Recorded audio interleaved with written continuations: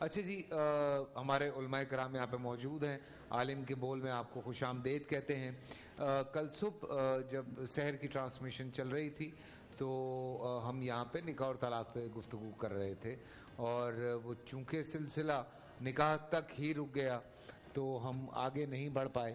تو طلاق کے معاملے میں جو اسلامی طریقہ کار ہے ان میں کیا کیا صورتحال ہیں، بیکاز تینوں مسالک یہاں موجود ہیں، اور ان میں کیا کیا طریقہ ہے طلاق کا اس پہ ضرور بات کریں گے، کیا وجوہات ہیں ان پہ ضرور بات کریں گے. لیکن ایک بڑا تفصیلاً مجھے میسج آیا ہوا ہے، میں چاہ رہا ہوں کہ اس سے ہم آغاز کر لیں، پھر اس کے بعد جو ہے میں پڑھ کے سنا دیتا ہوں. آپ تینوں میں، چاروں میں، پانچوں میں جس کو بہتر لگے اپنے اپنے چھوٹے چھوٹے جواب، چاہ کے وقت میرے پاس کم ہے.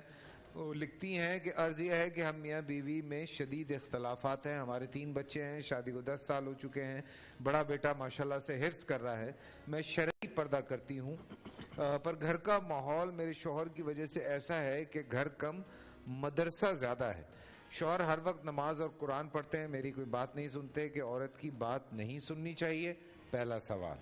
مذہبی لوگوں میں اٹھنا بیٹھنا ہے مگر دین صرف نماز اور قرآن تک محدود ہے.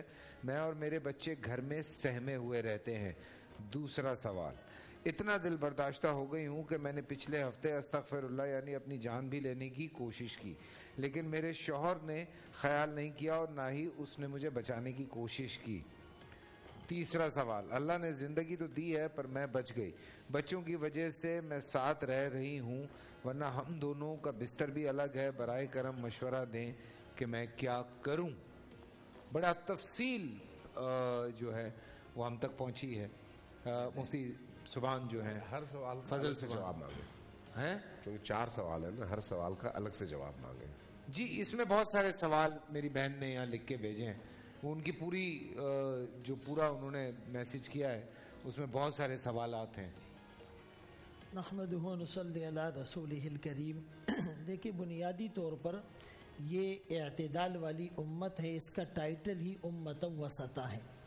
تو اعتدال صرف کھانے پینے میں نہیں ہوتا، بلکہ وہ عبادات میں، معاملات میں، لین دین میں، ساری چیزوں پر وہ اپلیکیبل ہوتا ہے.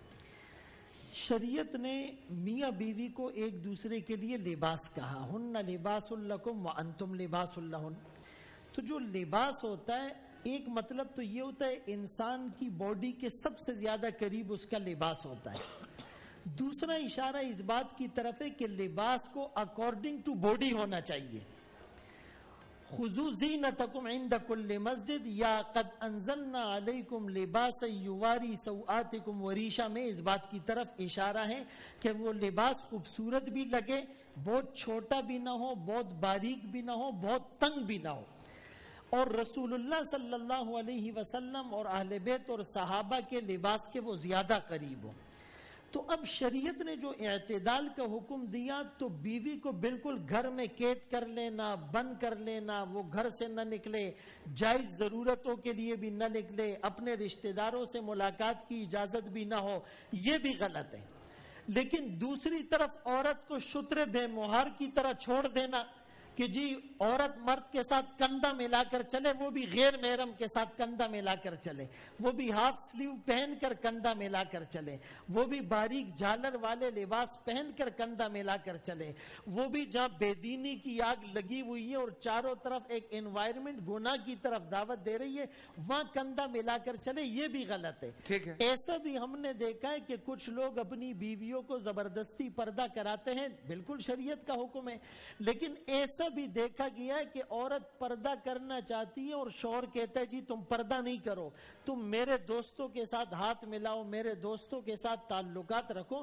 تو دیکھیں بنیادی طور پر گھر میں دین کا ماحول تو بنانا چاہیے، لیکن اس کو اگر ہم جبری طور پر مسلط کریں گے، پہلے کنونس نہیں کریں گے، کاؤنسلنگ نہیں کریں گے اور پہلے سے ذہن سازی نہیں کریں گے، تو فرمایا عورت تو ٹیڑھی پسلی ہے، یہ تو سیدھا کرنے جاؤ گے تو ٹوٹ جائے گی اور بالکل کھلا چھوڑو گے تو ٹیڑھی رہے گی. ہم نے اس کو سیدھا بھی کرنا ہے اور اس کو گریجولی کرنا ہے، پولائٹ وے میں کرنا ہے، اپنی اچھی پریزنٹیشن کے ساتھ کرنا ہے. تو اس ہمارے بھائی کو میری یہ سجیشن ہے کہ چونکہ وہ کاؤنسلنگ اور بریفنگ کے انداز میں گھر میں دین کا ماحول پیدا کریں اور آہستہ آہستہ ان کو دین کی طرف لانے کی کوشش کریں. محبت سے جو کام ہوتا ہے تو وہ کبھی بھی زور اور زبردستی جو ہے وہ دین کی طرف ہی ہیں, لیکن وہ کہتی ہیں گھر کا ماحول اتنا زیادہ انہوں نے سخت کر دیا ہے کہ وہ جس طرح سے مطلب سفوکیشن والی کنڈیشن ہو گئی ہوئی ہے.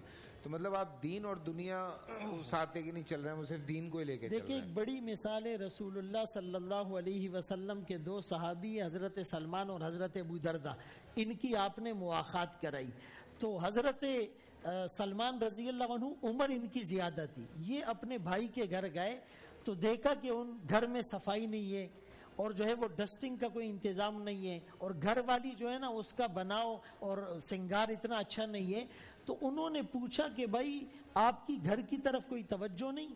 وہ کہنے لگی آپ کے بھائی ابو دردہ کو تو نہ میری نہ گھر کی کوئی فکر ہی نہیں ہے, وہ تو ساری رات نمازیں پڑھتے ہیں, ہمیشہ روزے رکھتے ہیں, ان کو دنیا داری سے کوئی لینا دینا ہی نہیں. تو اس پر انہوں نے کہا کہ نہیں, جب وہ آئے تو ان کا نفلی روزہ بھی توڑوایا. میں مختصر اشارات دے رہا ہوں. رات کو ان کو سلایا بھی اور پھر رسول اللہ صلی اللہ علیہ وسلم کے پاس دونوں اپنا مدعا لے کر گئے تو آپ نے جو الفاظ فرمائے وَإِنَّ لِجَسَدِكَ عَلَيْكَ حَقًّا وَإِنَّ لِزَوْجِكَ عَلَيْكَ حَقًّا وَإِنَّ لِزَارِكَ عَلَيْكَ حَقًّا, تمہارے جسم کا تم پر حق, تمہاری بیوی کا تم پر حق, تم سے ملنے کے لیے جو آ رہے ان دوستوں کا تم پر حق, تم اعتدال کرو. فرمایا مجھ سے زیادہ تم متقی نہیں ہو, لیکن میں روزہ بھی رکھتا ہوں, چھوڑ بھی دیتا ہوں, میں رات کو آرام بھی کرتا ہوں, عبادت بھی کرتا ہوں, میں نے شادیاں کی ہیں. تو آپ نے فرمایا کہ بیلنس زندگی میں لانا یہی حسن ہے. سبحان اللہ, یہ بالکل جی یہی حسن ہے.